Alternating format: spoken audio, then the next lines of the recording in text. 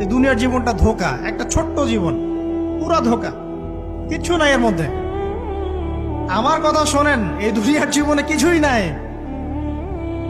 চারপাশে অনেক কিছু মনে হবে, আপনার বাড়ি আছে, গাড়ি আছে, স্ট্যাটাস আছে, টাকা পয়সা, প্রতিপত্তি সব আছে।